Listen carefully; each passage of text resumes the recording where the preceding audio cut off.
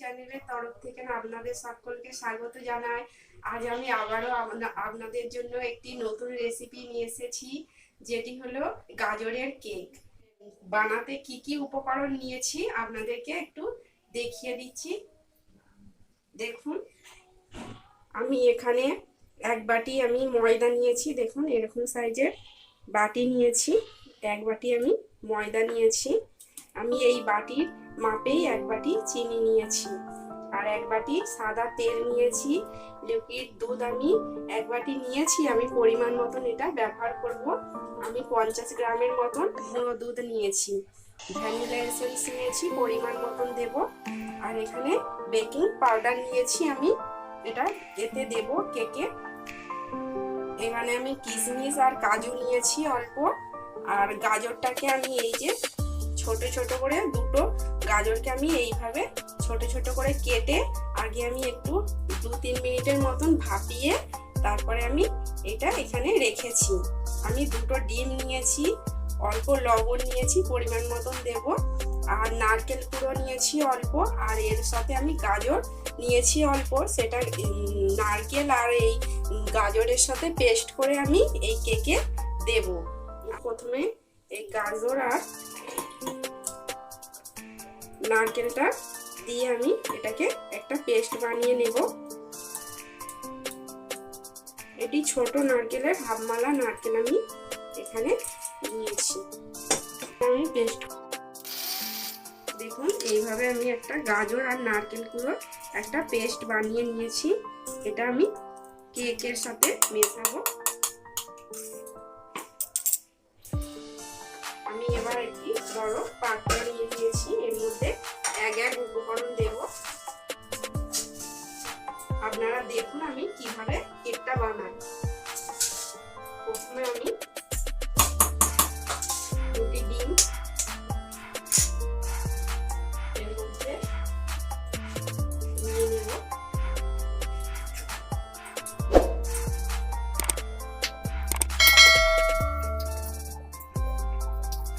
আপনারা তো অনেক ধরনেরই কেক খেয়েছেন, জানি না আপনারা গাজরের কেক কোনোদিন খেয়েছেন নাকি। দেখুন আমি এটা কিভাবে বানাই। ডিমটা আমি এইভাবে ভালোভাবে 5 মিনিট ধরে ফাটিয়ে নেবেন।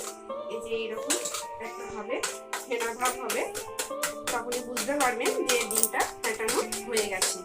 আমি এর মধ্যে এবার চিনিটাকে আমি মিক্সিতে গুঁড়ো করে রেখেছিলাম, সেটা আমি এর মধ্যে দিয়ে দিচ্ছি। আমি অর্ধেকটা দেব, তারপরে আমি আবারও ফাটিয়ে নেব, তারপরে পুরোটা দেব।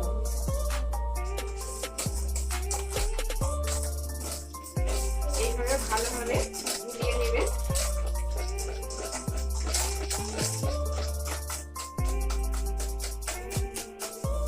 এবার আমি পুরোটা দিয়ে দিচ্ছি। এটা আমার ফেটানো হয়ে গেছে। আমি এবার এর মধ্যে সাদা তেল দিয়ে দিচ্ছি। দিয়ে আমি আবারও ভালোভাবে এটাকে মিশিয়ে নিচ্ছি। আমি সাদা তেলটা দিয়ে আমি ভালোভাবে মিশিয়ে নিয়েছি। এবার ময়দাটা দিচ্ছি। আমি প্রথমে হাফ ময়দাটা দেব, দিয়ে মিশিয়ে নেব, তারপরে পুরো ময়দাটা দেব। পুরো ময়দাটা দিয়ে দিচ্ছি। দিয়ে আমি আবারও এটাকে ভালোভাবে মিশিয়ে নেব। ময়দাটা দিয়ে আমার এটা ভালোভাবে মেশানো হয়ে গেছে। এবার আমি এতে গুঁড়ো দুধ এটাই আমি দিয়ে দিচ্ছি। দিয়ে আবারও ভালোভাবে এটাকে মেশাবো। সবটাই দিয়ে দিলাম। দিয়ে আমি এতে লিকুইড দুধ একটু দিচ্ছি, হাফ দিচ্ছি প্রথমে, তারপরে আবার লাগলে দেবো একটু। এটাকে আমি আবারও মিশিয়ে নিচ্ছি ভালোভাবে।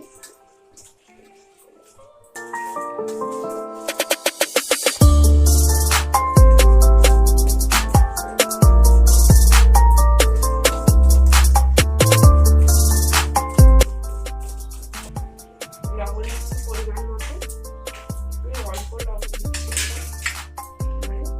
বেকিং পাউডারটা দেব। বেকিং পাউডার আমি একটা দিচ্ছি, এক বাটি চামচ।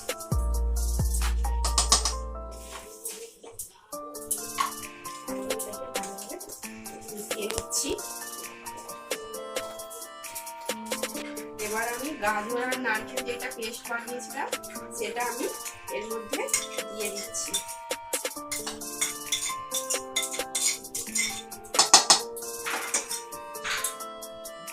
এটাকে ভালোভাবে মিশিয়ে নেব। কালার এসেছে, দেখুন কত সুন্দর একটা কালার এসেছে। এটা খেতেও খুব সুন্দর, আপনারা এটা বাড়িতে অবশ্যই বানাবেন। আমি এখানে ভ্যানিলা দিচ্ছি, 1 চামচ দিয়েছি, 1.5 চামচের মতন আমি দিয়ে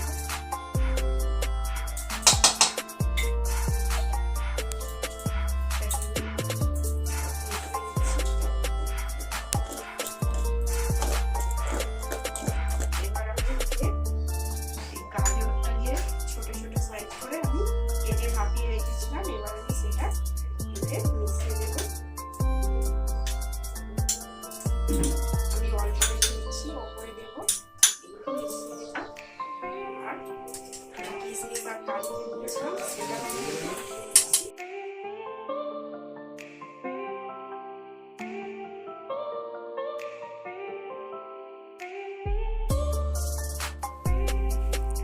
গাজরটা দিয়ে আমি আবারও ভালোভাবে ফাটিয়ে নিচ্ছি। ভালোভাবে ফাটিয়ে একটা সুন্দর ব্যাটার তৈরি করে নিতে হবে। এবার গ্যাসটা জেলে দিয়ে আমি তাতে কড়াই বসিয়েছি আর কিছুটা বালি ওতে দিয়ে দিয়েছি। আমি কেকটা কড়াইতে করব, ওই জন্যে একটা গামলি নিয়ে তাতে একটা কাগজ দিয়েছি, দিয়ে তাতে একটু তেল দিলাম, দিয়ে ভালোভাবে কাগজটায় তেল আমি মাখিয়ে নিচ্ছি, গামলিটাতেও মাখিয়ে নিচ্ছি যাতে কেকটা লেগে না যায়, সেজন্য আমি ভালোভাবে তেলটা মাখিয়ে নিচ্ছি। আপনারা এখানে বাটার কাগজও ব্যবহার করতে পারেন, আমি এখানে এমনি কাগজই ব্যবহার করেছি। আর একটু ময়দা উপর থেকে ছড়িয়ে দিচ্ছি, এতে আরও ভালোভাবে কেকটা উঠে যাবে। এবারে আমি এর মধ্যে কেকের ব্যাটারটা ঢেলে নিচ্ছি। দেখুন এইরকম একটা সুন্দর ব্যাটার তৈরি করতে হবে। এইভাবে আমি পুরোটা ঢেলে নিচ্ছি, আমার ঢালা হয়ে গেছে। এবার আমি এটাকে এই বালির মধ্যে বসিয়ে দিচ্ছি। এইটা আমি 50 মিনিটের মতন রাখবো রেস্টে, তারপরে আমি আবারও ফিরে আসবো।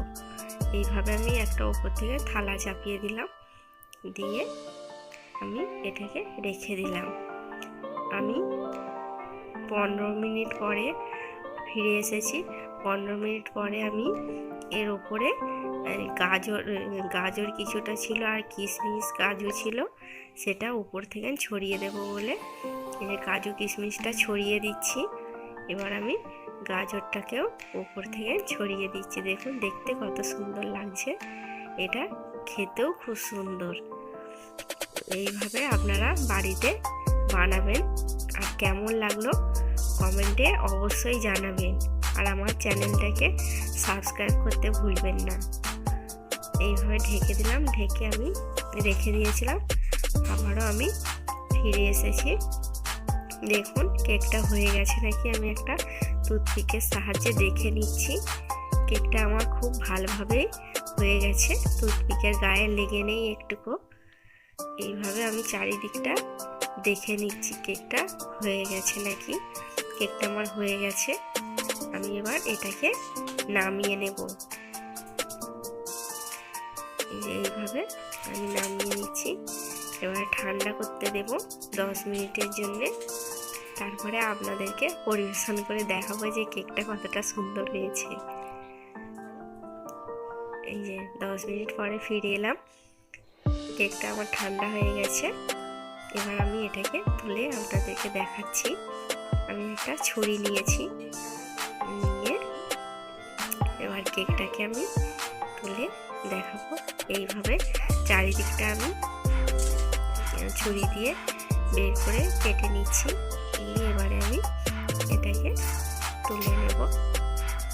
দেখুন সহজেই উঠে গেল, আমার একটুকু লেগে নেই গায়ে। এইভাবে আমি কাগজটাকে ছাড়িয়ে ফেলছি। পুরো কাগজটাকে ভালোভাবে ছাড়িয়ে নেবেন।